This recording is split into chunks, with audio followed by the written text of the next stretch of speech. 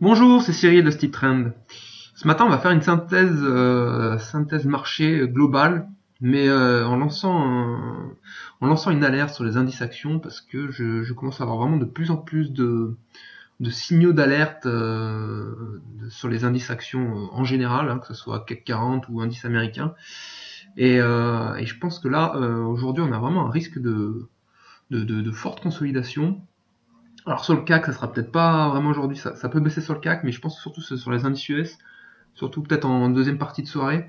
Donc et ça serait plutôt répercuté le lundi sur le CAC.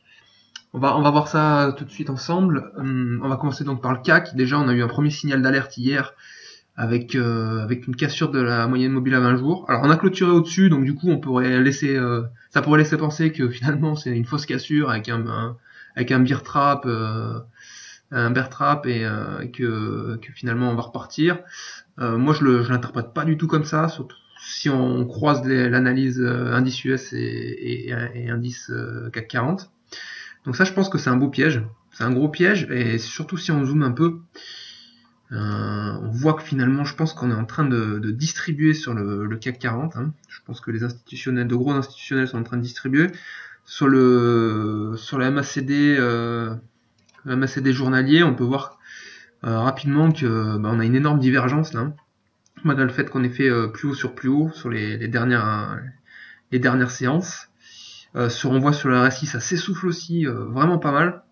Donc bon, c'est pas vraiment une magnifique divergence baissière parce que ça se fait pas en zone vraiment en zone de surachat, mais vraiment ça c'est deux alertes là, deux alertes sur indicateur technique qu'il faut prendre en compte, plus le fait qu'on est vraiment qu'on est traité toute la journée en dessous de la moyenne mobile 20 jours, finalement qu'on s'est racheté plutôt en fin de séance. Donc ça c'est pas vraiment ça traduit juste le momentum ultra haussier qu'on a eu toutes ces dernières semaines après le rachat la politique de rachat d'actifs de la BCE, mais je pense que c'est vraiment un énorme piège.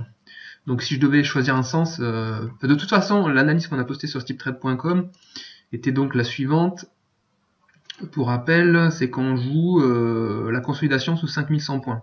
Donc tant que 5100 points en clôture, je précise bien en clôture, tiens, finalement on peut jouer une consolidation sur 4598.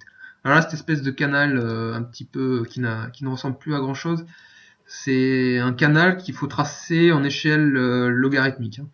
Donc là, je vais passer rapidement en échelle logarithmique juste pour comprendre la logique du canal. Hein, elle est assez claire. Hein, on a 3 points en bas, 3 points en haut, donc on voit qu'on est en train de buter après 1, 2, 3, 4, 5, 6, 7, 8, 9, 8 séances de hausse consécutives, 8 semaines de hausse consécutive, donc statistiquement là on commence à avoir une zone à 5100 assez importante, et je pense que vraiment il faut en tenir compte. Bon, ça c'était les alertes concernant le CAC 40. Maintenant, moi, ce qui m'inquiète le plus, c'est plutôt les indices US. Hein. Donc, on va repasser sur les indices US rapidement. On va repasser en échelle linéaire. Voilà, et on va aller du côté des États-Unis avec une première analyse sur le S&P 500. Donc là, le S&P 500, vraiment, il est en perte de vitesse. Hein, et on sent que ça distribue vraiment aux États-Unis. Ça se prépare pour une belle jambe de baisse, je pense. Hein. Là, je pense que là sur la flèche, on pourrait envoyer un truc comme ça, hein. Sans problème. Ça risque de secouer, je pense là d'ici les prochaines séances, ça va plutôt secouer même fort, hein, je pense. Donc le S&P, si on se met sur un graphique hebdomadaire, là c'est pareil, on a des alertes. Vous voyez bien que là, en fait, les boulangers se resserrent. Ça fait 4 fois qu'on va taper cette zone à 2120, 4 fois que cette zone de 2120 en plus c'est le haut de la boulanger en hebdomadaire. Vous voyez que sur le RSI en hebdomadaire, ça distribue ça distribue vraiment beaucoup, parce que finalement on a une droite de tendance baissière là sur les depuis depuis un moment là, hein, depuis mi 2014. Et sur la MACD hebdomadaire pareil, on poste une divergence baissière assez puissante. Donc cette zone-là, toute cette zone-là qui paraît être ultra haussière, elle est en fait, à mon avis, c'est une énorme zone de distribution pour une belle jambe de consolidation. Hein. Donc, alors je pense que la consolidation elle va se faire en mode express. Hein. Juste le temps que finalement, elle puisse donner un argument à la Fed pour dire qu'il n'y aura pas de hausse des taux immédiate. Hein. Donc je pense vraiment que le marché, il veut faire plier la Fed complètement. Je pense que ça arrangera même la Fed, parce que concrètement, là, avec la hausse du dollar qu'on a actuellement, je vois pas comment la Fed peut augmenter ses taux rapidement. Parce que déjà, sans augmenter ses taux, juste avec les anticipations, le dollar fait un rallye depuis plus d'un an. Et là, on parle vraiment de rallye dingue, parce que c'est des mouvements qu'on voit pas souvent sur le dollar. Donc vraiment, sur le S&P 500, enfin, et sur les autres indices, pareil, Dow Jones, même combat. Même combat, avec une énorme distribution, des moyennes mobiles qui se retournent à la baisse. Et sur un graphe, alors attendez, c'est le Nasdaq que j'ai vu. Bon, le Nasdaq, c'est même quasiment un double top là on s'est fait peur hier, mais à mon avis là, le rachat là sur la moyenne mobile 100 jours, c'est du pipeau quoi. Ça ne va pas tenir. Regardez, je pense que là déjà rien que le daily MACD là, ça signale un énorme piège. Vous n'avez même pas réussi à croiser à la hausse en ayant repris 5, 6, 7 séances de hausse. Et là, vous êtes prêt à passer en territoire négatif. Donc, imaginez qu'on va valider le double top. Bon, ben, vous allez à 4070, mais en ligne droite. Ça, il y aura pas de souci. Et sur un graphe hebdo, c'est le même combat, même pareil que le S&P. C'est vraiment la même chose. Vous vous retournez sur la bande de Bollinger supérieure qui est en train de se resserrer en hebdomadaire. Vous avez une divergence baissière sur le MACD hebdomadaire. Enfin, on commence à avoir une liste d'arguments baissiers pour les prochains jours, prochaines semaines, qui vraiment commence à être très très longue. Donc je vois pas comment ça ne peut pas baisser là d'ici les prochaines semaines. Qu'est-ce qu'on avait d'autre? Alors, attendez, on va se mettre comme ça. Oui, alors hier on a fait un petit point sur l'or, c'est la même chose. Alors aujourd'hui, là, ce matin, l'or a attaqué, on passe un petit peu en dessous de 1200. Bon, tout ça parce que forcément sur le Rodol, on repart à la baisse. Donc, mais bon, le fait que le dollar là reparte à la hausse, ça, à mon avis, ça signifie que le marché va secouer. Parce que là, on est repassé au-dessus de la moyenne mobile 20 jours, mais on repasse en dessous là. Donc il y a un problème. Il y a un problème. Je pense que je sais pas si il va peut-être y avoir une news peut-être sur la Grèce ou quelque chose comme ça. Je ne sais pas sur quoi. L'Arabie Saoudite, peu importe. Mais je pense qu'il y a quelque chose en préparation qui va secouer le cocotier là. Donc à surveiller vraiment aujourd'hui. Je pense qu'aujourd'hui il faut pas se mettre long sur le CAC 40. Il faut vraiment faire attention et plutôt chercher des positions vendeuses pour jouer un mouvement de consolidation ultra rapide et assez violent, je pense.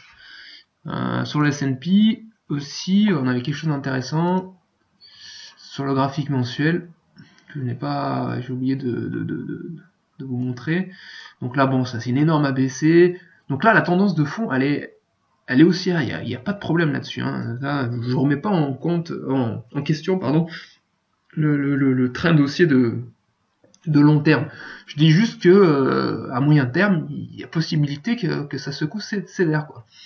Avec une liste d'arguments vraiment élevée. Donc en plus, cette zone, la vague 3, c'est finalement la projection de la vague 1. C'est un 618.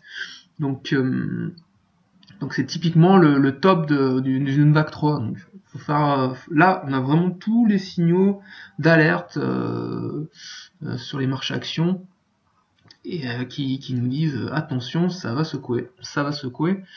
Donc surveillez ça de très très près pour les positions longues. Si vous avez des portefeuilles remplis d'actions, peut-être qu'il faut penser à acheter un peu de protection là. Je pense à des ETF qui jouent la baisse du CAC, comme le BX4, ou je fais pas de publicité, c'est juste que c'est celui qui me vient en tête, ou acheter des puts sur le CAC 40. C'est une idée. Voilà, juste pour faire un dernier tour. Alors voilà, les parités dollars qui sont prêtes à exploser. On repart à la hausse sur quasiment toutes les parités dollars, c'est sans appel. Là, voilà, on fait un petit tour vite fait. C'est ultra puissant. Voilà, il y a tout qui repart à la hausse. Même le dollar yen. Alors, le dollar yen, on avait un beau signal hier. Il est toujours actif, donc il n'y a pas de problème. Ce qu'on avait mentionné début de semaine, il me semble. Où on est revenu au prix où on avait mis notre avis baissier. Donc je pense que ça aussi ça a surveillé. D'ailleurs c'est le rebond là, c'est ce qui met un peu sous pression l'or et l'argent ce matin. Enfin, globalement le rebond du dollar. Mais si les marchés actions baissent fortement cet après-midi, bon, il est possible que l'or n'aille pas beaucoup plus bas. Voilà, voilà. Donc c'était une synthèse marché pour montrer mes signaux d'alerte sur les indices actions et faire très très attention d'ici les prochaines heures, les prochains jours. Je vous souhaite une excellente journée malgré tout ça et je vous dis à bientôt sur steeptrade.com.